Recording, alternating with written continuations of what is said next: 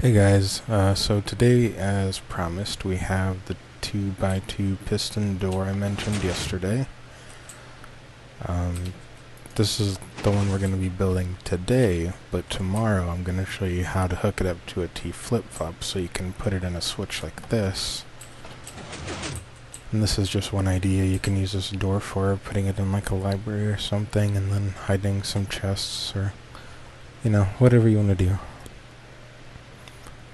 Alright, so let's get started. You're going to need sticky pistons and redstone torches, redstone dust, whichever kind of block your wall is. For this example, I'm going to just use an iron block, and a switch, and a repeater. And that should be everything. Alright, so you're gonna start off by finding the wall you want and just knock out a 2x2 doorway, and then leave one block, and then have 4 pistons like that on each side. Then you're gonna need 2 more pistons like this on each side, so you're gonna have something like that. Now you can just put whichever matches the blocks on the front of your wall in these spaces, and these are going to push in and then push forward so it fills in that space. Now you're going to take whatever kind of block you want and then just do this, and then on one side you're going to need to do this shape. Now it's good in my experience just to use whichever kind of block you're going to use for the ceiling for this part, so you don't have to switch back and forth. You'll notice in a second why. So from above it should look something like this. Now we're going to put our repeaters down, and then we're going to knock those back 4 on each side, so it's the longest delay.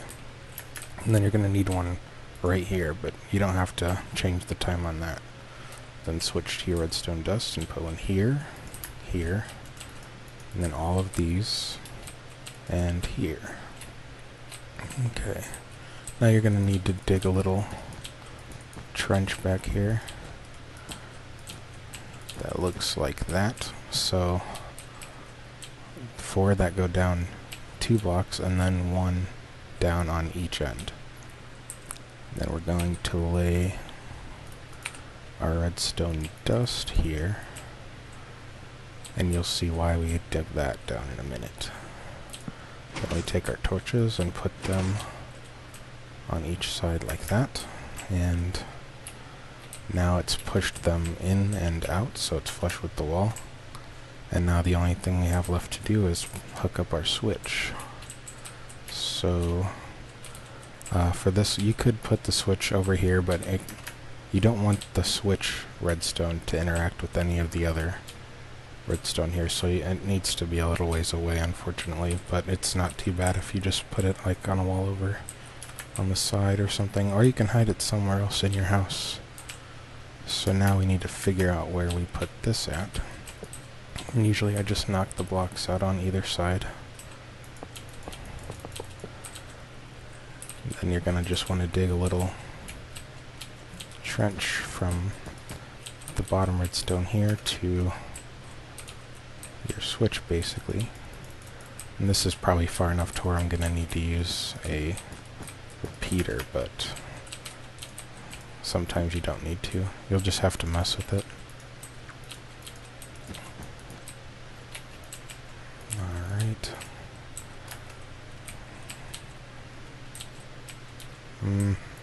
Maybe it'll reach that.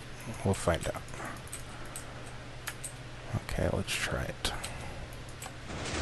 Alright. So that's that.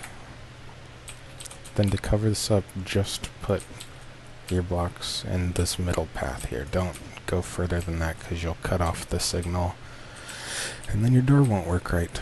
So you can see the ceiling here, this is where we put the redstone. So if you were to have made it out of a different block than you wanted your ceiling to be, you would have had to destroy these blocks and replace the redstone. So you can just fill this in. And then for your walls, you can just go like that. And you can build your room on the other side of the hallway, and that's it. And you can just hide these all over your house or base or whatever. Hide some chest, enchantment table, whatever you want to do. And yeah, now you have a pretty sweet door that's hidden, and you can hide the switch behind a fireplace or just somewhere entirely different in your house. Hopefully that wasn't too hard to understand. And thanks for watching.